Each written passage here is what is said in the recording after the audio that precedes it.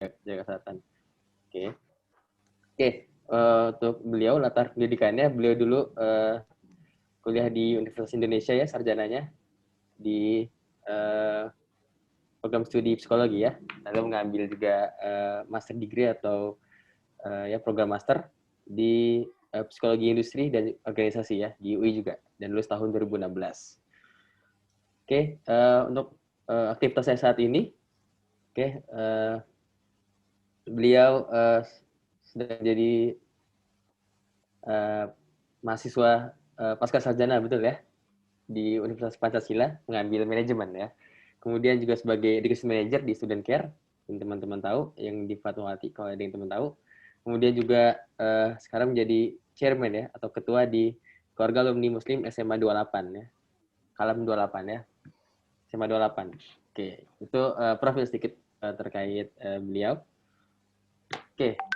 Oke, jadi pada sesi kedua ini, sesi materi, kita akan membahas terkait kondisi keislaman ya di sekolah dan psikologi remaja, tentunya di bidang yang Bang Kausar geluti ya, di psikologi. Oke, mungkin tanpa berpanjang alam lagi, saya akan berikan kesempatan kepada Bang Kausar untuk menyampaikan materinya di sesi kedua ini. Kepada Bang Kausar, saya persilahkan. Bismillahirrahmanirrahim. Assalamualaikum warahmatullahi wabarakatuh. Waalaikumsalam warahmatullahi wabarakatuh. Baik, suara saya terdengar jelas ya teman-teman ya?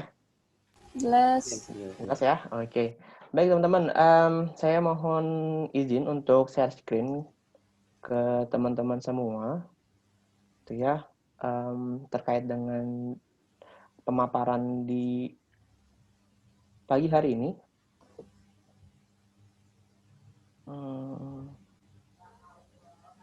Oke. Baik teman-teman sekalian, saya dapat titipan dari panitia begitu ya untuk mengenai soal kondisi keislaman di sekolah dan juga mengenai psikologi remaja ya teman-teman sekalian begitu. Ini merupakan sebuah apa sih bilangnya, sebuah topik yang sangat-sangat erat kaitannya sebenarnya kalau bicara soal dunia permentoran begitu ya, dunia mentor dan juga soal aktivitas mentoring itu sendiri teman-teman gitu. Jadi kondisi keislaman di sekolah dan psikologi ini sebenarnya agak tricky sedikit lah begitu ya gitu. Tapi saya rasa sih kalau soal kondisi keislaman, saya rasa teman-teman akan jauh lebih paham mengenai hal itu. Gitu. Kenapa seperti itu? Karena biasanya setiap sekolah punya keunikan tersendiri, setiap sekolah punya ciri khasnya masing-masing.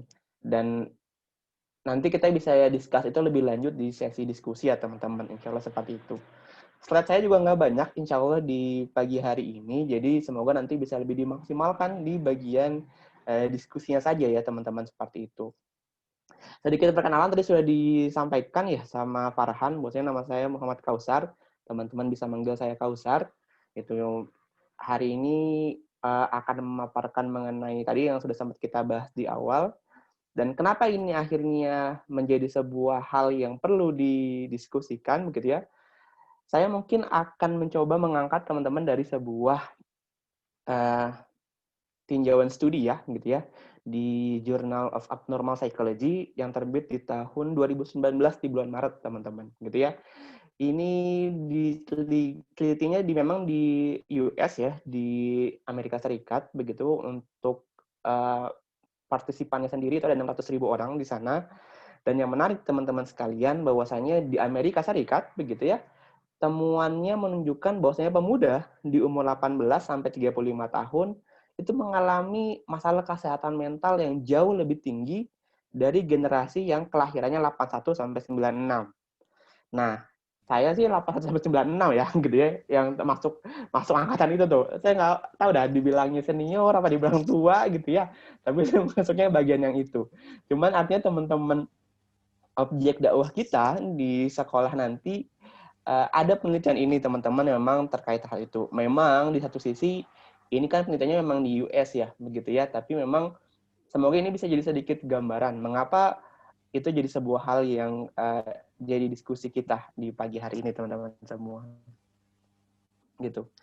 Nah, yang menarik dugaannya karena media sosial, teman-teman gitu ya. Jadi dugaannya karena media sosial. Kenapa media sosial? Yang pertama soal gaya hidup remaja dan dewasa muda yang berubah begitu ya. Gitu. Jadi nanti sedikit gambaran dia di dunia psikologi itu stage-nya itu ada banyak ya begitu ya. Jadi ada remaja, ada dewasa muda begitu ya, ada dewasa gitu. Jadi memang ada beberapa tahapannya. Nanti kita akan coba lihat irisannya di mana sama belajar keislaman kita, teman-teman ya. Lalu yang tadi selain gaya hidup begitu ya. Lalu yang kedua adalah makin sedikit waktu untuk interaksi secara langsung begitu ya. Jadi quality time-nya itu justru semakin berkurang. Yang menariknya juga sedikit waktu buat bertemu, tapi waktu tidurnya juga berkurang, teman-teman gitu ya. Artinya istirahatnya juga berkurang begitu. Dan yang paling vital gitu, yang paling fatalnya juga akhirnya resiko terkena depresi dan juga ada pikiran untuk mengakhiri hidupnya, teman-teman begitu. Ini fenomena yang terjadi di dunia internasional hari ini, teman-teman sekalian. Begitu ya. Jadi ini temuannya begitu. Nah, yang menarik juga begitu ya bahwasanya dari tahun 2011 jadi hasil analisanya itu ditemukan bahwasanya ada gejala depresi, teman-teman, gitu ya. Pada 8% responden dan juga ada pada tahun 2017 itu ada 13% responden seperti itu. Gitu. Dan yang paling menarik di sini di state bahwasanya perempuan paling rawan kena gejala depresi seperti itu ya, teman-teman semua gitu. Tapi terlepas dari semua itu, teman-teman, apakah memang ini relevan dengan kehidupan di Indonesia? Ya, itu yang akhirnya perlu kita telah lebih jauh, teman-teman sekalian.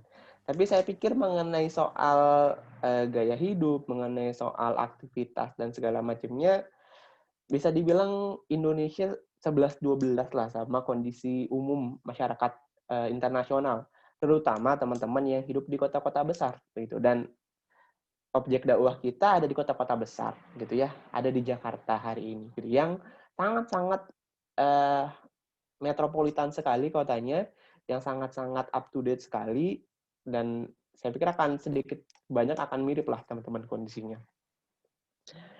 Pertanyaannya begitu ya, ketika bicara soal ini sebenarnya, lalu dengan kondisi itu sebenarnya remaja itu bagaimana sih sebenarnya gitu ya, soal perkembangan remaja itu sendiri, teman-teman gitu ya.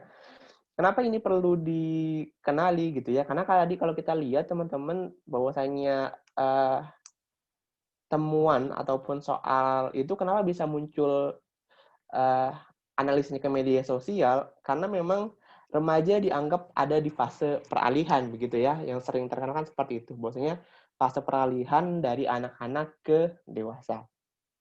Tapi sebelum kita masuk ke definisi yang itu, saya mau mulai dengan definisi yang ini, teman-teman. Gitu ya. Bahwasanya Rasulullah SAW itu bersabda, diangkatnya ataupun terlepaskannya hukum atas 3 kelompok manusia itu ada 3 alasan, teman-teman. Gitu ya. Yaitu anak-anak hingga dia balik, orang tidur hingga dia bangun, dan orang gila hingga dia sembuh. Begitu ya. Jadi teman-teman, kalau di dalam Islam gitu ya, saya concern ke bagian pertamanya saja, gitu ya, yaitu hukum itu baru tidak akan terkena untuk anak-anak sampai dia balikan begitu ya, gitu. Jadi pertanyaannya, baliknya itu seperti apa sih akhirnya kan gitu ya, gitu. Remaja itu sama dengan balik apa enggak? Itu yang akhirnya perlu kita sama-sama coba samakan frekuensinya, gitu. Di pertemuan kita pagi hari ini, sedikit banyak kita akan bahas itu, teman-teman sekalian, gitu. Nah, kalau secara definisi begitu ya, teman-teman, saya akan bagikan ini supaya lebih mudah coba untuk diperbandingkan. Saya akan bikin definisi umumnya sama definisi Islamnya begitu ya, di sebelah kiri dan di sebelah kanan. Kalau merujuk pada healthy children gitu ya, maka masa remaja dikategorikan sebagai masa transisi yang dialami anak-anak untuk mencapai usia dewasa. Pada fase ini akan terjadi beberapa perubahan besar selain perkembangan pada fisiknya, gitu ya. Jadi secara umum definisinya yang sebelah kiri ini mencoba menjabarkan bahwasannya masa remaja itu adalah masa transisi, teman-teman, begitu kan ya, gitu. Tapi saya coba akan mengkomparasikan ini, gitu ya. Dalam Islam dikatakan bahwasanya seseorang itu dikatakan sebagai mukallaf, gitu ya, atau orang yang terkena kewajiban syariat jika telah memiliki dua unsur. Yang pertama telah baligul, gitu ya, dan yang kedua berakal, tidak gila, akilun, gitu ya. Ini yang akhirnya biasa disebut dengan kita bicara soal akil balik, teman-teman sekalian. Kan seperti itu. Kak, ini apa hubungannya? Nanti sambil jalan, semoga bisa lebih mudah diceritakan sambil jalan kita diskusikan ini, teman-teman sekalian. Nah, teman-teman, kalau tadi di awal ditanya, apa sih tahapan yang memang sebenarnya perlu dicapai? Begitu ya, ketika bicara soal teman-teman remaja ini. Kalau dalam teori psikologi secara umum, teman-teman sekalian, gitu ya, maka yang bisa dibilang salah satu highlight-nya adalah bahwasanya remaja itu terlihat ingin diperhatikan begitu ya. Jadi dia ingin tampil, terlihat menonjol, mengembangkan identitas dirinya gitu. Ingin dikenal sebagai seorang pribadi tertentu begitu ya. Bisa dibilang seperti itu. Gitu. Dan juga harapannya itu bisa beradaptasi agar diterima di lingkungannya. Seperti itu. Ini tahapan yang dicapai oleh remaja kalau secara teori umumnya, teman-teman. Saya mau mengkomparasikan hal ini terkait dalam Islam, teman-teman. Begitu ya. Dalam Islam, kata balik itu digunakan dalam Quran Surat An-Nur di ayat 59. Begitu ya. Ayat ini secara sederhana saya mau bilang menceritakan soal kewajiban gitu ya dari orang tua untuk memisahkan antara anak-anak ketika nanti dia sudah dewasa begitu. Seperti itu. Nanti kalau teman-teman buka Quran Surat An-Nur ayat 59 di situ dikatakan gitu ya. Jadi baliknya itu artinya orang tuh sudah dewasa dalam artian fisik begitu. Makanya kalau dalam Al-Qur'an disuruh dipisahkan nih ketika dia sudah dewasa. Begitu. Jadi yang pertama yang mau saya bilang dalam konsep Islam ketika dia balik maka secara fisik pun dia juga terlihat dewasa begitu ya. Sampai kenapa? Maka dalam Quran disuruh dipisahkan tempat tidurnya dari orang tuanya begitu ya. Gitu. Jadi itu yang memang mau saya sampaikan dulu. Poin berikutnya apa? Poin berikutnya kalau secara umum teman-teman sekalian, kalau remaja itu diharapkan sebenarnya sudah berkomitmen kepada tujuan yang sudah dia buat. Jadi kalau ada bicara soal remaja, maka idealnya remaja dia punya komitmen. Dia sudah tidak pelin-pelan lagi, begitu ya. Dia sudah tidak bahasa sekarang ini agak multitafsir ya. Ketika orang-orang nyebut kata galau gitu ya, jadi terkesan tuh orang yang nggak punya prinsip begitu ya gitu. Padahal tidak sederhana itu. Tapi saya mau mengkomparasikan teman-teman gitu ya, bahwasanya ada bagian kedua tadi. Allah turunkan dalam Quran surat An-Nisa ya, salah tulisnya. An-Nisa di ayat ke-6 begitu ya. Dalam kalimat baligul nikah begitu ya. Jadi seseorang itu yang balik itu sudah cukup umur untuk menikah, teman-teman. Gitu. Dalam ayat itu dijelaskan, ditandai dengan al-rushd, ya, cakap dan juga pandai. Dalam artian seseorang itu sudah bisa mengelola dirinya, begitu ya. Dia bisa bertanggung jawab, dia tuh bisa mengelola dirinya, dia bisa bisa tidak mudah terjerumus lah, bahasa seperti itu teman-teman sekalian. Gitu. Jadi dalam bingkainya seperti ini teman-teman sekalian. Lalu kalau dalam remaja apalagi sih yang memang akhirnya dilakukan teman-teman gitu ya. Lalu kalau yang diperhatikan lagi dalam konsep psikologi secara umum, maka para anak remaja ini itu punya kecenderungan untuk mengembangkan kompetensinya mereka sehingga mereka punya jalan gitu ya. Punya bahasa kerennya punya roadmap-nya lah, hidupnya akan seperti apa, itu kompetensinya seperti apa begitu. Nah, teman-teman, dalam Islam, kalau penggunaan kata balik, begitu ya, dalam Quran Surat Al-Ahqaf, di ayat 15, itu ada balaga asyudah, begitu ya. Jadi teman-teman nanti bisa cek ke Quran ya, detailnya apa sih cerita-cerita mengenai ayat ini. Tapi saya mau menyampaikan, bahwasanya dalam kalimat surat itu, disampaikan bahwasanya pandangan seorang yang balik itu adalah mereka yang punya kematangan berpikir, teman-teman, gitu ya. Secara emosional, secara kognisinya dia sudah cukup matang. Hingga akhirnya dia dikatakan sebagai orang yang dewasa, teman-teman sekalian. Terkait dengan hal itu, teman-teman sekalian, soal dengan pemaparan ini, Maka saya mau menyampaikan bahwasanya ada hal-hal yang akhirnya perlu diperhatikan nih secara umumnya di dalam dunia eh, psikologi remaja, begitu ya, dalam dunia psikologi sendiri gitu. Yang akan saya paparkan berikutnya ini terkait dengan hal-hal yang biasanya itu menjadi ciri khasnya, begitu ya, dalam usia-usia tertentu, teman-teman sekalian. Terlepas benar atau salah, begitu ya, menurut teman-teman sekalian, pandangan pribadi boleh saja, begitu ya. Tapi saya menyampaikan pemaparannya terlebih dahulu, teman-teman. Jadi teman-teman, pada usia 10 sampai dengan 13 tahun, anak-anak ini, begitu ya, itu memperlihatkan kedekatan dan ketergantungan kepada orang tuanya, begitu ya. Jadi 10-13 nih usia kapan sih? Usia menjelang akhir SD, begitu ya, mau masuk ke SMP, itu mereka masih dekat sama orang tuanya. Nah, tapi di saat yang bersamaan mereka akan mulai untuk membuat, kalau bahasa kerennya di psikologi itu namanya ada peer group gitu ya, ataupun kelompok-kelompok yang CSN-nya lah gitu ya, sohibnya lah begitu. Jadi punya kelompok bersama dengan teman-teman terdekat. Biasanya ini untuk memperlihatkan kemandiriannya mereka dan juga identitasnya apa.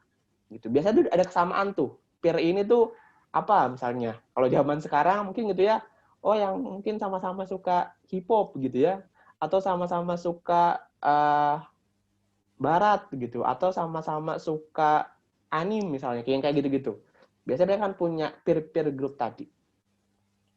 Nanti kalau masuk ke usia 14 sampai ke 17 tahun, biasanya itu akan mulai untuk berkurang porsinya dengan orang tuanya. Gitu ya. Jadi orang tuanya sudah mulai berkurang porsinya.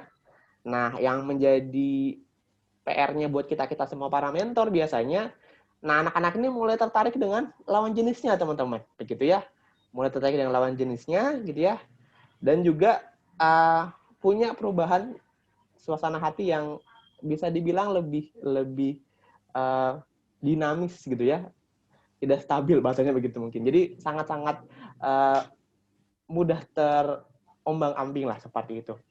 Gitu ya. Yang kalau bahasa sekarang mungkin jadinya gampang baper gitu ya. Seperti itu teman-teman sekalian. Gitu. Nah, kalau di selanjutnya di usia 18 tahun gitu ya, mereka mulai semakin memperluas pertemanannya, begitu ya. Lalu mulai memikirkan masa depan dan tujuan hidupnya, semakin mandiri dan semakin bisa membuat keputusan, gitu ya. Nah, bagian yang lainnya yang biasanya makin sering di-highlight juga itu makin serius nih buat berhubungan dengan lawan jenisnya, teman-teman. Begitu ya. Seperti itu, teman-teman sekalian. Cuman gitu ya, dari segala macam hal ini, teman-teman semua, saya mau menyampaikan juga begitu bagaimana Islam memandang anak-anak remaja ini. Secara sederhana, teman-teman, akil balik menjadi sebuah parameter yang tidak bisa dilepaskan dalam bicara soal keislaman, begitu ya, teman-teman sekalian. Gitu. Dalam artian apa? Dalam artian akil balik ini menjadi sebuah kunci, gitu ya, jadi batas antara ibadah di hadapan Allah Subhanahu wa taala, gitu ya. Ibadah apapun itu. Ibadah mahdo ataupun ghairu mahdo, begitu ya. Ibadah mahdo tuh kayak misalnya sholat, begitu ya, teman-teman ya. Kalau ghairu mahdo tuh yang memang sebenarnya sih bukan ibadah, begitu ya, tapi kalau diniatkan ibadah jadi ibadah lah. Begitu. Makanya dicontohinnya kewajiban sholat ataupun transaksi antar manusia, begitu. Nah, dalam Islam tidak dipecah-pecah seperti tadi tuh, begitu ya, gitu. Patokannya cuma jelas. Kalau udah jatuh akil baliknya, ya sudah, begitu ya. Maka sudah terlepas tuh tanggung jawab orang tuanya, begitu ya, sudah tidak terkait lagi dan si anak akan menanggung sendiri apapun yang dia lakukan, begitu ya, seperti itu. Nah, saya mau melihatnya ini dulu, gitu ya. Jadi bahwasanya dalam Islam bicara soal remaja ya dia kan bicara soal seperti itu, teman-teman, gitu ya. Nah, terkait, nah ini masuk ke bagian tips and triknya ya, teman-teman sekalian, begitu. Kenapa di bagian ini tips and trick sih, Kak? Begitu ya, karena mungkin saya mencoba memaparkan apa yang biasa umum terjadi ya dalam dunia remaja, begitu ya. Jadi teman-teman, remaja pemberontak itu jadi sebuah kosakata yang sangat sering diutarakan begitu ya dalam dunia anak-anak sekolah, begitu ya. Itu sebenarnya mereka ini ada penyebabnya, teman-teman, kalau secara umum, gitu ya. Biasanya itu kenapa? Karena merasa tidak aman kalau di rumah, begitu ya. Jadi kalau harusnya tuh rumah menjadi sebuah tempat yang aman bagi seorang untuk pulang, begitu ya. Ternyata anak-anak ini masih tidak aman kalau di rumah justru, gitu ya. Jadi gelisah, terus juga jadi cemas, begitu. Kalau ada di dalam rumahnya. Penyebabnya apa? Masing-masing rumah bisa punya masing-masing problem, begitu ya, seperti itu. Tapi kalau tidak di rumah, begitu ya, ternyata di sekolah ataupun di lingkungan pergaulannya, begitu ya. Nah, ini mungkin akan kaitannya dengan kita, teman-teman, gitu ya. Ketika kaitannya di sekolah, di lingkungan pergaulan, begitu ya, itu ketika ada masalah bisa jadi, gitu ya, ada pemberontakan seperti itu. Yang paling sederhana adalah kalau misalnya teman-teman ngundang mereka buat mentoring, tapi anaknya pada nggak datang, gitu ya. Itu pemberontakan gaya mereka, teman-teman, gitu ya. Pemberontakan karena mereka melihat ada masalah nih kalau gue datang mentoring, begitu ya. Itu jadi sebuah hal yang menurut dia, gue nggak perlu datang lah, gitu ya, seperti itu, teman-teman. Jadi, seperti itu kondisinya, teman-teman. Atau, begitu ya, mereka merasa dihargai, gitu ya, gitu. Jadi, anak-anak ini, anak remaja ini, bahasanya gitu ya, semakin dia mendapat panggung, semakin dia mendapat applause begitu ya, semakin dia menjadi semakin senang begitu ya teman-teman sekalian. Itu makanya terkait juga sama yang terakhirnya, akhirnya tidak bijak menggunakan media sosialnya. Ini terkait dengan apa yang saya angkat di awal teman-teman, terkait dengan fenomena soal depresi tersebut, begitu ya. Teman-teman suka nggak suka media sosial itu ada parameternya mengenai like and dislike begitu ya teman-teman sekalian gitu. Nah, like yang terjadi di media sosial ini terkadang tuh dalam level yang menjadi sebuah candu buat anak-anak remaja ini gitu ya. Merasa semakin baik ketika mereka mendapatkan semakin banyak like begitu ya. Semakin viral mereka, semakin senang begitu kan ya. Gitu. Kalau bisa dikelola dengan baik, khawatirnya begitu ya menjadi sebuah permasalahan baru begitu ya ataupun menjadi sebuah hal yang akhirnya menimbulkan sebuah bisa dibilang mungkin kontradiktif lah di masyarakat begitu ya kalau tidak bijak dalam menggunakan media sosial gitu. Apalagi di Indonesia ada yang namanya undang-undang ITE begitu ya. Gitu. Jadi sangat penting untuk bisa berbijak dalam menggunakan media sosial teman-teman sekalian. Nah, tapi teman-teman sebenarnya sesederhana itu juga untuk menghadapi para remaja ini, gitu ya. Ada 3 poin yang menurut saya penting untuk bisa mendapatkan, gitu ya, bisa mendapatkan atensi, gitu ya, perhatian dari para pelajar, dari remaja ini, teman-teman. Yang pertama soal komunikasi, begitu ya, gitu. Jadi komunikasi ini, menjaga komunikasi menjadi hal yang mendasar sih, teman-teman, begitu ya, untuk bisa kita mendapatkan perhatiannya, kita bisa mengenal dia lebih jauh, semua tergantung komunikasinya.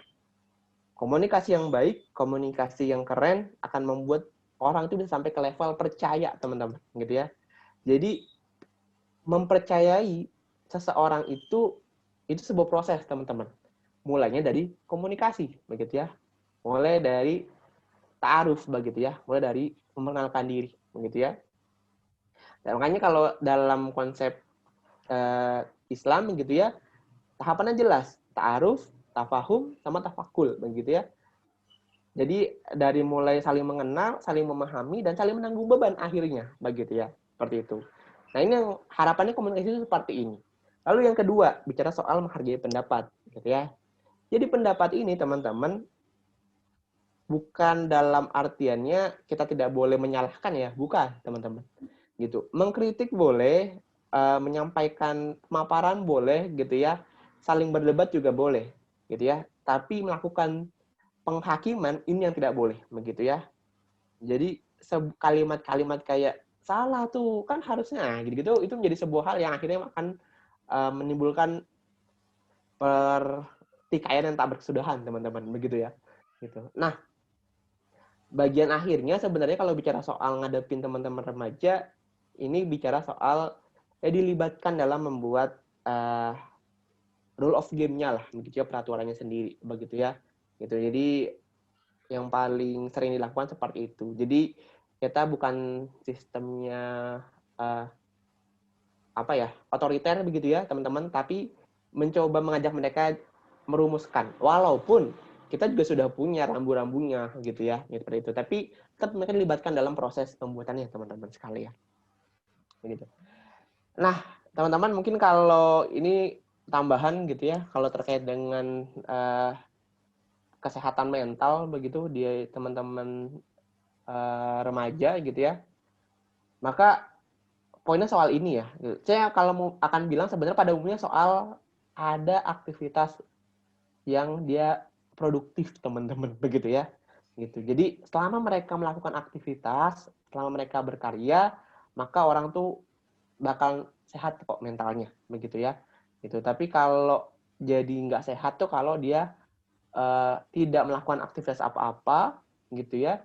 Terus dia berdiam diri, lalu dia meratapi gitu ya, kesal sendiri, nah itu yang jadi masalah. Tapi kalau dia masih beraktivitas, masih membangun komunikasi dengan yang lain, insya Allah tidak akan menjadi sebuah permasalahan teman-teman sekalian. Begitu. Nah, mungkin ini teman-teman yang jadi pemaparan saya di kesempatan pagi hari ini, begitu ya. Semoga ini jadi sebuah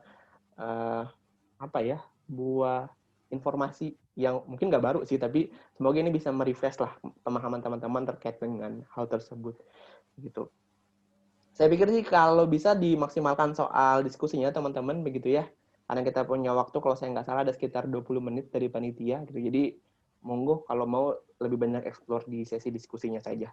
Mungkin seperti itu, saya kembalikan lagi ke moderator ya, ke Farhan. Silakan Farhan. Ya, baik. Terima kasih banyak Bang Kausar atas pemaparan materinya. Sangat ini ya bermanfaat buat kita semua terkait tadi ya udah psikologi remaja ya. Ya, mungkin tadi ya saya sedikit mungkin review sedikit ya, ada hal yang bisa saya catat tadi. Tadi pertama dipaparkan terkait ada data ya terkait depresi ya. Depresi semakin meningkat dari tahun ke tahun dan kemudian ada data bahwa perempuan yang lebih mudah untuk mengalami depresi gitu ya.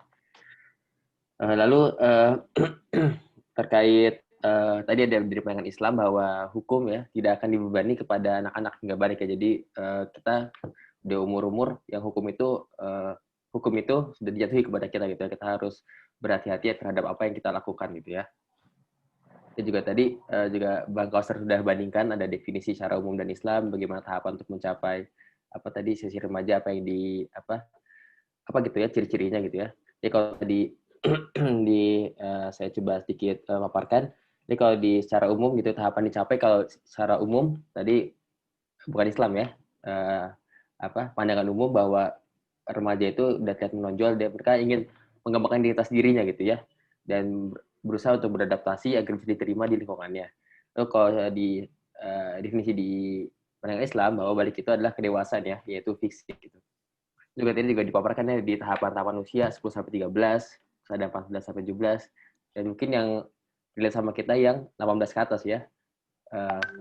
Ya, 18 ke atas ya mungkin umur-umur kita atau teman-teman sini ada yang belum 18 ya. Udah semua mungkin ya. Udah ya. Atau saya mungkin masih terlalu muda gitu. Kayak tadi kalau di umur 18 ke atas tuh di umur-umur kita mungkin ya kita inginnya mengembangkan diri ya, udah punya tujuan mau kemana, mungkinnya udah punya lebih kebaik gitu roadmap-nya ya.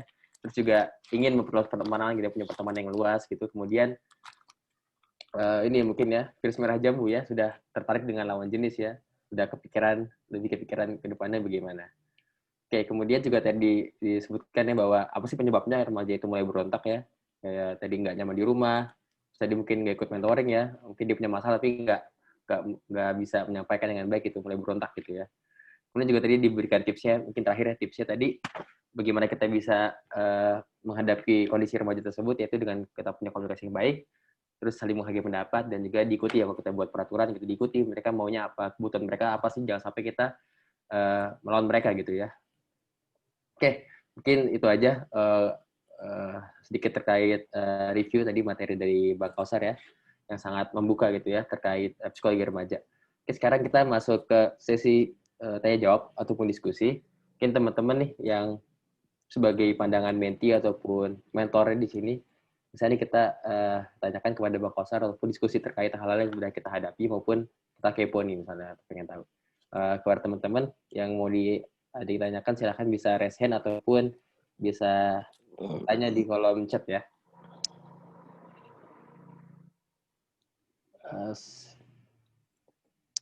Oke, silakan teman-teman. Oke, Raffi silakan ya udah raise hand. Monggo. Ya, Assalamualaikum warahmatullahi wabarakatuh. Waalaikumsalam warahmatullahi wabarakatuh. Mungkin langsung aja ke pertanyaan saya. Sebenarnya posisi agama Islam dalam menjaga keadaan psikologis seseorang, terutama remaja, itu gimana sih? Soalnya saya kadang sering melihat juga di media sosial kayak ada orang yang mengalami gangguan psikologis remaja. Cuma mereka kayak mengelak gitu bahwa posisi keberadaan agama, spiritual itu tidak ada hubungannya dengan kesehatan psikologis mental seseorang gitu, Kak. Mungkin itu aja dari saya. Oke, baik.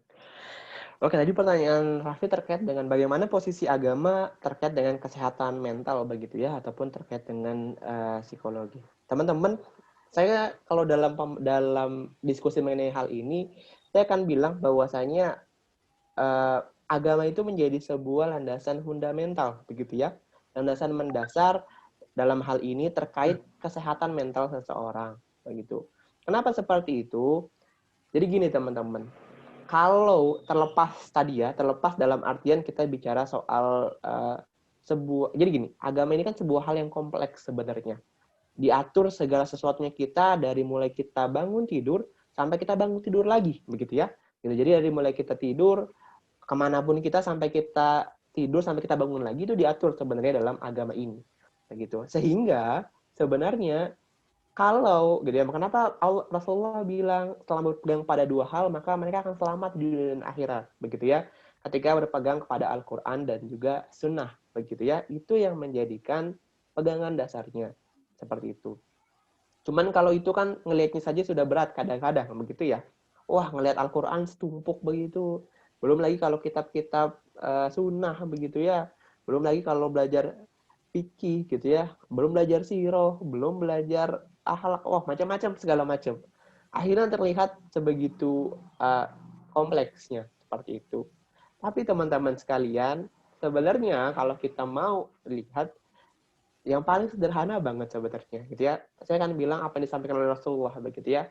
Bahwasanya betapa beruntungnya menjadi seorang muslim. Kenapa ya Rasulullah gitu ya? Rasulullah melanjutkan bahwasanya ketika dia mendapatkan rahmat dia bersyukur, ketika mendapatkan dia musibah dia bersabar, teman-teman. Jadi kalau paling mendasarnya banget, paling basicnya, tapi sebenarnya kalau dibilang paling basic saya nggak setuju juga sih, gitu ya. Jadi syukur dan sabar itu jadi basic, tapi jadi hal yang paling ultimate juga sebenarnya dalam pengelolaan hidup kita, teman-teman. Begitu. Kenapa? Karena bisa berdamai sama diri kita, ini adalah kuncinya sebenarnya. Begitu. Kita mensyukuri apa yang telah Allah berikan kepada kita, kita mensyukuri apa yang telah Allah takdirkan kepada kita, begitu ya. Kita bersabar mengenai ujian yang Allah berikan kepada kita. Teman-teman, walaupun tadi ya, dalam konsep psikologi terlihat bahwasanya harusnya orang-orang tuh nggak punya masalah, begitu ya. Gitu. Tapi sebenarnya nggak begitu, gitu ya. Saya mau bilang seperti itu. Jadi memang masalah itu ada, teman-teman, untuk bisa mendewasakan kita. Seperti itu. Maka tadi kuncinya soal syukur dan sabar. Itu yang paling basicnya sekali. Gitu. Yang paling berikutnya apa Kak begitu? Kalau selain syukur dan sabar, maka kita bicara soal ikhlas dan tawakal, teman-teman. Gitu ya. Jadi ikhlas dan tawakal ini baru bisa terjadi kalau teman-teman itu sudah bersyukur dan bersabar. Masalahnya teman-teman, bersyukur dan bersabar ini tidak bisa dilakukan kalau teman-teman tidak percaya kepada Allah Subhanahu wa taala secara utuh, begitu ya. Jadi gini, akidah kita tuh kenapa menjadi sebuah hal yang penting, teman-teman sekalian? Karena kalau kita meyakini Allah ini satu-satunya zat, tanpa ada zat yang lainnya, maka harusnya kita bisa mengamalkan soal syukur dan sabar tadi. Kalau sudah bersyukur dan bersabar, maka kita harus sampai ke level berikutnya, itu mengenai ikhlas dan tawakal. Tadi begitu ya.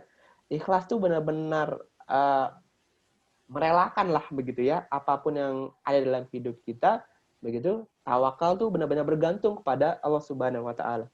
Gitu. Tapi tadi teman-teman, sampai ke level itu teman-teman pun butuh pemahaman soal akidah yang baik, begitu ya. Makanya kenapa akidah menjadi dasar agama, begitu. Maka tadi teman-teman, kalau soal Islam dan remaja begitu ya, saya akan bilang kuncinya tadi di sana. Gitu ya.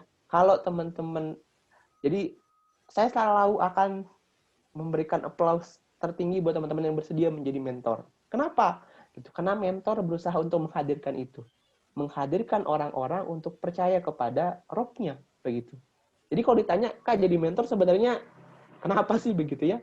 Karena kita mesti menghadirkan anak-anak remaja itu kepercayaan kepada Sang Kholik, begitu teman-teman. Kenapa? Karena di luar sana banyak orang yang hidup itu merasa kalau mereka punya materi, kalau mereka punya gaya hidup yang keren, begitu ya, itu baru mereka hidup, begitu.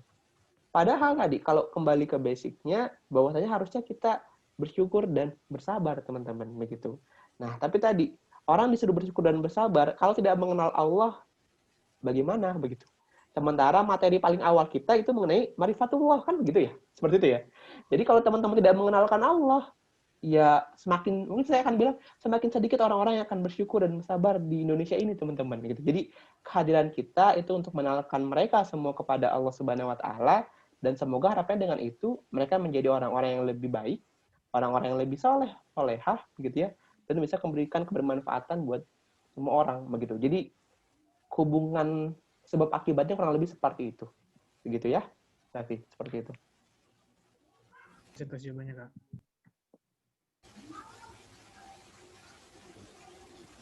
Ya, terima kasih Bang Kausar atas jawabannya ya tadi ya. Oke, baik teman-teman, kalau ada yang ingin bertanya lagi, silahkan. Kita ingin didiskusikan dengan Bang Kausar terkait psikologi remaja ataupun mungkin kondisi teman-teman, kondisi keislaman ya, dan juga kondisi psikologi mungkin. Ada yang raise hand. Mana? Oh ya Raka, oh ya di pojok kiri di saya, oke. Raka silahkan ya, boleh on cam, on mic ya. Oke Kak. Assalamualaikum Bang Kausar. Perkenalkan dulu, nama saya Raka Fadli, alumni Rohis angkatan 2020. Mau nanya nih Bang, kan masalah psikologi ya. Saya mau nanya, gimana sih step-stepnya mentor tuh PDKT ke mentinya gitu. Jadi kalau kita ngelihat ini ya, caranya Nabi mementoring sahabat-sahabatnya gitu, kan beliau berhasil sekali gitu ya. Sahabat-sahabatnya menjadi yang awalnya buta huruf gitu, sampai bisa menguasai dunia, kan berarti mentoringnya luar biasa banget tuh. Nah, gimana sih PDKT yang tepat gitu dari sisi psikologi supaya kita bisa deket banget gitu sama menti-menti kita nantinya, dan sampai bisa memberikan manfaat ke mereka dan ke kita juga, dan bahkan sampai ke lingkungan sekitar juga gitu. Makasih Bang, gitu sih. Oke, makasih Raka pertanyaannya. Ya. Kalau ditanya step by step-nya teman-teman, gitu ya, dalam bicara soal hubungannya sama teman-teman remaja, begitu ya, saya akan mau bilang prinsip dasarnya itu mengenai equivalent trade, gitu ya, gitu. Artinya tuh pertukaran yang setara, teman-teman, gitu ya. Apa sih Kak maksudnya pertukaran yang setara, gitu, teman-teman? Kalau bicara soal ini, kalau bahasa kerennya soal taliful kulub, begitu ya, keterikatan hati di antara mentor dan mentinya, gitu ya, menti dengan menti, begitu ya, mentor dan saling antar kelompoknya, begitu ya. Makanya terkait dengan bagaimana kita, gitu ya, mencoba untuk memposisikan terkait dengan kebutuhan apa yang akhirnya ada di dalam teman-teman kita, gitu. Paling awalnya itu teman-teman, gitu ya. Jadi teman-teman kalau dilihat begitu ya, jadi gini, seringkali teman-teman mentor itu terjebak ke dalam apa Kak? Terjebak bahwasanya ada sekian materi yang mesti mereka sampaikan, gitu ya. Seringkali gitu. Kak, saya ada buku setebal ini gitu ya, soal mentoring gitu ya, dari pertemuan pertama sampai pertemuan tahun berapa lah gitu ya, tahun Bahkan kalau teman-teman mentor itu bisa dibilang dari kelas 1 sampai kelas 3 itu udah punya tuh sebenarnya kan gitu ya materinya gitu. Pertanyaannya, apakah memang akhirnya itu yang jadi patokannya gitu ya? Kadang-kadang enggak, teman-teman. Kadang-kadang gitu ya. Jadi ketika kalau ditanya soal artinya keterikatannya tadi, itu sebenarnya bukan mengacu kepada materinya, bukan.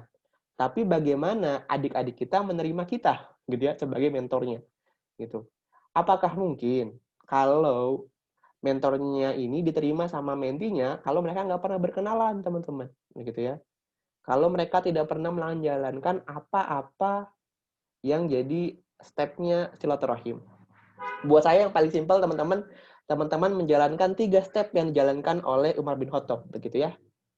Teman-teman melakukan perjalanan bersama dengan mereka, teman-teman tidur bareng sama mereka, gitu ya, dan teman-teman terlibat urusan perdagangan dengan mereka, begitu. Kan sederhananya seperti itu, gitu ya. Jadi bolehlah sekali-kali kalau nanti sudah pandemi ini sudah berlalu, begitu ya, teman-teman sama kelompoknya pergilah, begitu maksudnya. Jangan mentornya ketemu di masjid, gitu ya.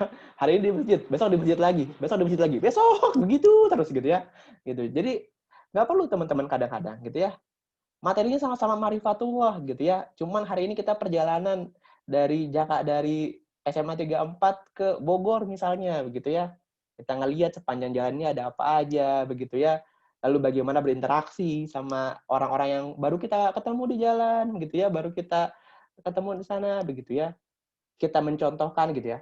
Teman-teman, saya selalu berpendapat bahwasanya dakwah terbaik itu adalah dengan suri teladan yang baik, begitu ya, gitu. Jadi bukan teman-teman memaparkan materi dengan luar biasa, bukan. Tapi teman-teman bisa mencontohkan, gitu ya. Nah, kadang-kadang perlu ada momennya, begitu. Jadi aktivitaskanlah kita, begitu ya, untuk keluar dari situ. Kalau tadi kita juga bicara soal neraka, tadi sudah sempat menyinggung bahwasanya di zaman Rasulullah, begitu ya. Kan kita tahu juga di zaman Rasulullah itu Rasulullah hadir bersama dengan para sahabat di seluruh aktivitasnya sahabat, gitu ya. Ini yang ngeri-ngeri sedap sebenarnya, begitu ya. Ketika perang ada Rasulullah dan para sahabat, betul begitu ya? Di masjid ada Rasulullah dan para sahabat, gitu ya. Di pasar ada Rasulullah dan para sahabat, begitu ya. Ngurusin pemerintahan ada Rasulullah dan para sahabat juga, gitu. Hari ini kita kadang-kadang ketemunya cuma pas lagi mentoring. Masalahnya itu, teman-teman, gitu ya. Gitu. Kalau nggak jamnya mentoring, lupa dah, gitu ya. Ingatnya cuman pas mau mentoring, oh iya, kita masih ada jadwal ngisi adik-adiknya, gitu. Pas dikontak adik-adiknya juga pura-pura nggak baca, akhirnya selesai sudah urusannya, gitu ya. Nggak jadi mentoring, bukan itu, gitu ya. Gitu. Jadi kayak gitu, teman-teman, gitu ya, sebenarnya. Jadi prinsipnya, kalau buat saya tadi, bagaimana kita bisa memposisikan diri kita itu menjadi teman mereka, gitu ya. Di awal tuh teman-teman, begitu ya. Supaya apa? Supaya tadi mereka menerima, begitu ya. Makanya tadi kenapa saya bilang equivalent trade, begitu. Karena kalau teman-teman cuma menuntut saja tanpa memberikan sesuatu, jadi susah, begitu ya. Misalnya, sebagai contoh, teman-teman pengen mereka nih hadir terus di setiap mentoring teman-teman, gitu. Cuman kita nggak bisa memberikan feedback apa-apa ke mereka, gitu ya. Dan mereka nggak bisa memberikan terfeedback, gitu ya. Orang kita aja nggak pernah nanya, ngapain sih kalian mau mentoring, gitu ya. Pengen punya cita-citanya apa sih, gitu ya. Kayak gitu. Paling sederhana kayak gitu, teman-teman, gitu ya. Jadi, bagian itu tadi itu. Makanya kalau buat saya bilang Rasulullah itu kuncinya di mana sih? Ketika Rasulullah itu bisa kenal banget para sahabatnya, gitu ya. Dikisahkan, gitu ya, kalau ada sahabat yang nggak ikutan sholat aja, Rasulullah bisa tahu. Dan Rasulullah nanya, si Fulan kemana? Kok nggak ikutan sholat hari ini? Kan gitu. Hari ini kan kita masih jadi PR, teman-teman, terkait hal itu. Begitu ya. Gitu. Jadi, memposisikan hal itu jadi sebuah hal yang penting sih, begitu. Lalu teman-teman yang berikutnya, ini yang jadi penting juga. Ini bisa dibilang senjata pamungkas juga, gitu ya. Kalau teman-teman lihat bagaimana dari kisahkan, gitu ya, ketika seorang Umar bin Khattab masuk ke dalam Islam, gitu ya. Apakah Rasulullah bertemu langsung dengan Umar bin Khattab? Tidak, gitu ya. Tapi Rasulullah apa? Mendoakan, teman-teman. Ini kadang-kadang jadi PR juga buat kita, gitu ya. Kita lupa mendoakan saudaranya, teman-teman. Lupa mendoakan adik-adik kita. Lupa mendoakan saudara-saudara kita, begitu ya, gitu. Padahal ternyata Rasulullah mendapatkan Umar bin Khattab itu, begitu ya, dengan berdoa kepada Allah, begitu ya. Minta Islam dikuatkan salah satu dari 2 Umar, begitu. Dan tadi ya, mintanya itu bukan minta yang maksa, macam gitu ya. Maksudnya apa? Maksudnya ya Rasulullah menyerahkan kepada ya Allah, Islam ini bisa dikuatkan kalau salah satu dari dua Umar ini menjadi pemeluk agama Islam. Maka mohon berikanlah hidayah kepada mereka begitu. Ternyata yang Allah pilih Umar bin Khattab. Kan seperti itu. Terlalu ajaib sebenarnya kalau di dalam logika normal kita, teman-teman. Tapi itulah gitu. Jangan-jangan hari ini kita kurang melibatkan Allah dalam aktivitas kita, teman-teman, gitu ya. Kita ini terlalu menganalisa, terlalu pinter gitu ya, terlalu melihat sebab akibat, selalu belajar teori segala macam, sampai kita lupa melibatkan Allah dalam aktivitas kita, gitu. Saya pikir teman-teman bahwasanya Rasulullah itu berdakwah dengan berhasil itu kenapa sih? Karena beliau menjalankannya sepenuh hati sih, prinsip saya begitu ya, gitu. Jadi ketika Rasulullah menjalankannya sepenuh hati dengan penuh tulus ikhlas begitu ya, maka diterima oleh para sahabat pun ini sebuah aktivitas yang tulus ikhlas juga begitu. Dan mereka punya semangat untuk mengeluarkan itu. Gitu. Sesederhana itu kalau secara umumnya begitu ya terlihatnya gitu. Tapi saya pikir itu sih. Jadi kalau ditanya baik lagi di awal, yang paling gampang gimana Kak? Coba dulu lakuin tadi tuh. Menjadi sebenar-benarnya sahabat begitu ya. Ya dengan tadi, ya minimal coba jalanlah, menjalankan apa yang Umar contohkan untuk bisa mengenal saudaranya, begitu ya. Kalau hari ini kita masih belum melakukan hal itu, mungkin susah untuk bergerak ke level berikutnya. Tapi saya pikir awalnya mungkin itu dulu, gitu ya. Jadi pada prinsipnya saling mengenal, ta'aruf dengan menti-menti kita, begitu ya. Itu menjadi kunci bagaimana akhirnya kita bisa talihul qulub, begitu ya. Keterikatan hati dengan kelompok yang memang akhirnya kita bina sih teman-teman. Seperti itu kurang lebihnya. Wallahu a'lam bishawab, begitu ya. Oke, mungkin begitu. Ya, baik. Terima kasih ya Bang Kausar atas jawabannya. Ya tadi ya bisa relate banget sih tadi kita kenapa kita nggak bisa deket sama apa mungkin menti-menti ya, mungkin kita sama menti bahkan nggak deket cuma ketemu pas mentoring doang. Jarang ada, mungkin kurang interaksinya. Tapi tadi kata Bang Kausar terkait ketika Umar bin Khattab, kita bisa mengenal saudara kita kalau kita mungkin udah safar bareng, udah bermalam dan bermuamalah bareng gitu ya. Bahkan saya juga punya pengalaman nggak pernah kenalan gitu ya, nggak pernah kenalan secara formal, tapi safar bareng, tapi bisa nginep bareng, malah kenal gitu, bisa kenal orangnya lebih dalam gitu. Bahkan nggak pernah kenalan gitu sebelumnya, kenalan secara formal. Oke, terima kasih Bang Kausar ya atas jawabannya. Oke, kita masih ada waktu, mungkin satu penanya lagi. Jika teman-teman ada yang ingin ditanyakan atau yang ingin didiskusikan, boleh raise hand ataupun bertanya di kolom chat ya. Ada yang mau ditanyakan? Mungkin yang Ahmad nih, tadi juga belum ada yang nanya yang Ahmad ya? Boleh nih.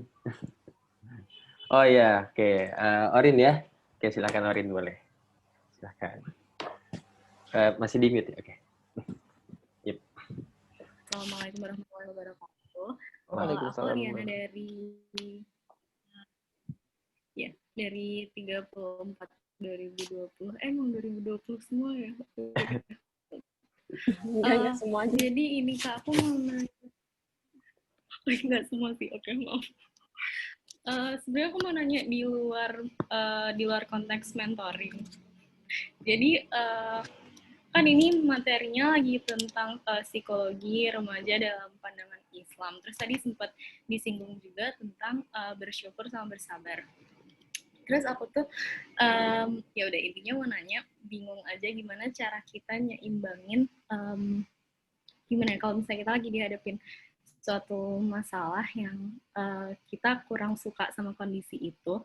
Terus ya udah pasti kan kayak ngeluh atau kecewa itu wajar, tapi gimana caranya imbangin itu dengan rasa bersyukur atau bersabar itu?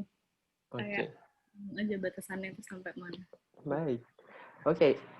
Terkait dengan hal ini, saya mau sampaikan dulu bahwasannya teman-teman, manusia itu sebenarnya hidupnya terkait dengan dua hal, begitu ya. Apa itu?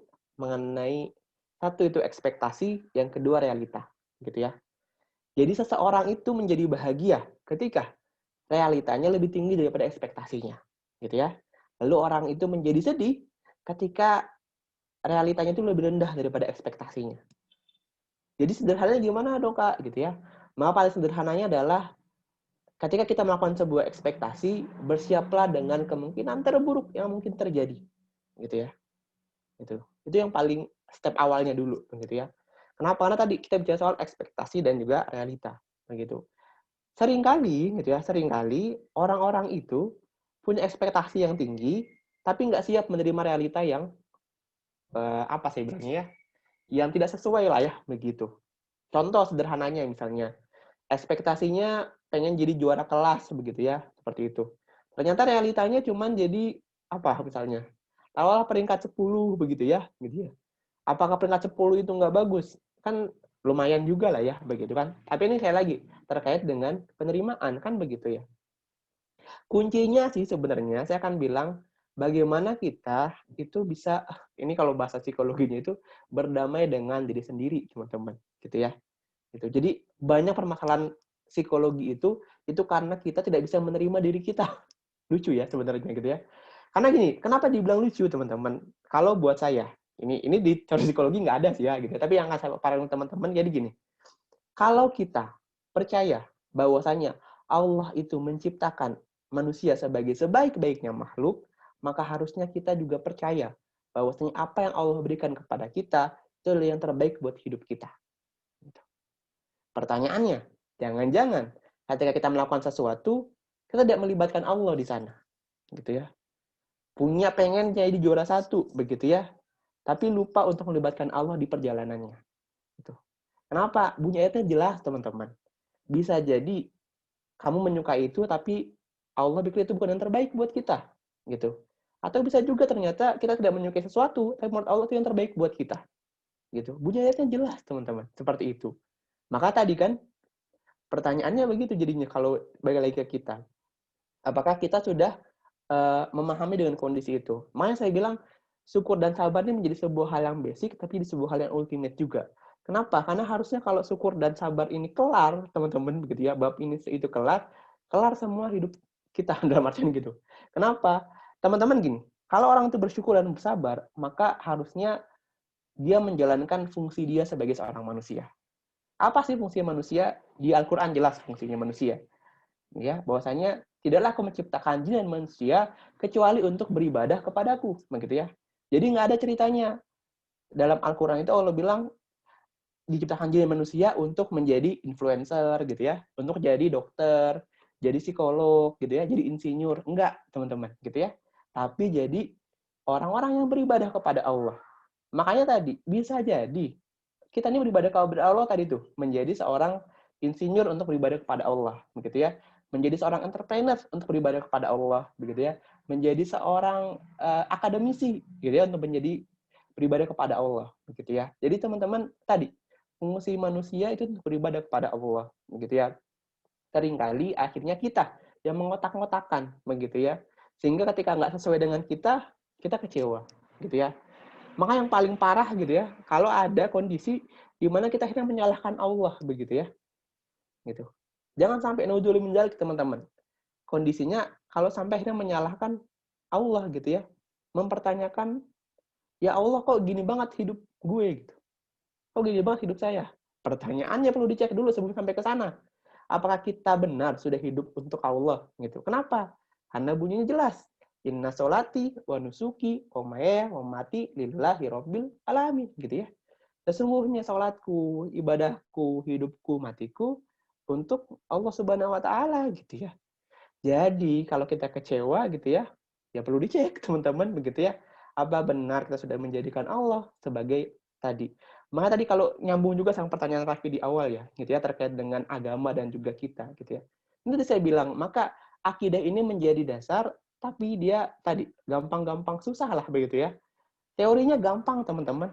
Orang bicara soal syukur dan sabar. Tapi kalau kejadian belum tentu begitu ya. Kayak gitu. Makanya teman-teman kalau kita merujuk kepada Rasulullah SAW begitu ya. Apakah Rasulullah nggak pernah kalah dalam kehidupannya? Tidak, gitu ya. Rasulullah pernah mengalami namanya kemenangan ataupun juga kekalahan, begitu ya. Apakah Rasulullah tidak pernah mengalami kesedihan dalam kehidupannya? Tidak. Beliau pernah sedih gitu ya, beliau pernah bahagia juga gitu ya. Bahkan Rasulullah pernah mendapatkan sebuah ujian yang namanya tahun kesedihan gitu ya, di mana ditinggalkan oleh 2 orang terdekatnya. Begitu. Jadi teman-teman sekalian gitu ya, ini yang tadi saya bilang bicara soal memposisikan diri kita mengenai ekspektasi dan realita itu menjadi sebuah hal yang penting teman-teman. Tapi tadi bicara soal itu, akidahnya coba kita kelarkan dulu begitu ya. Artinya apa? Kita meyakini bahwasanya Allah ini satu-satunya zat, begitu ya. Allah ini ngasih kita yang terbaik buat hidup kita. Kita ini beribadah hanya untuk Allah, begitu ya. Baru kita bicara soal ekspektasi dan realita. Kadang-kadang gitu ya, kita bicara soal pengen jadi apa sih kita, gitu ya. Pengen dikenal sebagai apa sih kita, begitu ya. Pengen diharapkan seperti apa sih kita 5 tahun, 10 tahun, 20 tahun yang akan datang, begitu ya. Seperti itu. Kadang-kadang terlalu advance, teman-teman, begitu ya. Padahal tadi, kalau bawahnya sudah clear, baru teman-teman bisa nyusun itu step by step-nya, gitu ya. Tapi tadi, kalau saya bilang terkait dengan hal itu, pada dasarnya kembali lagi tadi, soal akidah kita sih akhirnya, begitu ya. Gitu. Nah, dalam akidah, kalau mau yang lebih basicnya lagi, gitu. Jadi, kalau core of core-nya akidah itu apa sih? Core of core-nya akidah itu kolbu, teman-teman. Gitu ya. Sebagaimana yang Rasulullah bilang, bahwasanya di dalam satu tubuh manusia ada satu bagian, di mana ketika bagian itu baik, baik seluruh sehatnya tubuhnya, gitu ya. Tapi ketika bagian itu buruk atau rusak, maka rusaklah juga. Itu adalah kolbu, teman-teman, gitu ya. Gitu. Jadi teman-teman, kalau bicara soal akidah, maka kita bicara soal kolbu juga, kayak gitu ya. Kolbu itu kuncinya apa, Kak? Kuncinya itu adalah soal berzikir kepada Allah, begitu ya. Jadi mensucikan hati kita, membereskan hati kita, itu bicaranya soal zikrullah gitu ya, mengingat Allah, teman-teman sekalian. Jadi kalau kembali makin ke basic-basicnya lagi, insya Allah Islam ini sederhana dan tidak menyusahkan kehidupan kita, begitu ya. Tapi nanti itu kalau memang teman-teman mau di mix and match kan, insya Allah bisa kita mix and match kan, gitu ya. Tapi pada dasarnya tadi, gitu ya, bahwasanya kembali ke dasar, kembali bicara soal keimanan kita, gitu ya, bahwasanya kita meyakini Allah nih sebagai satu-satunya, kita nih hidup untuk Allah, beribadah untuk Allah, insya Allah teman-teman, insya Allah Allah akan bukakan jalannya.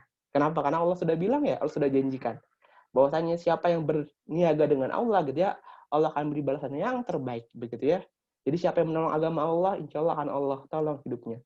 Jangan-jangan kalau kita belum ditolong sama Allah, kita belum menolong agama Allah, gitu ya teman-teman. Wallahu a'lam bishawab. Kurang lebihnya mohon maaf. Assalamualaikum warahmatullahi wabarakatuh. Waalaikumsalam warahmatullahi wabarakatuh. Baik, terima kasih Bang Kausar atas jawabannya.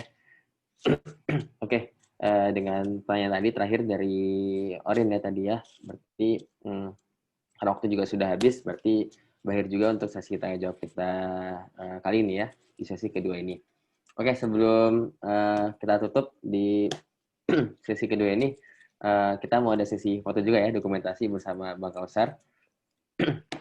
Oke, buat teman-teman yang belum open videonya, boleh kita dinyalakan dulu open videonya, kita mau ada dokumentasi. Oke ya.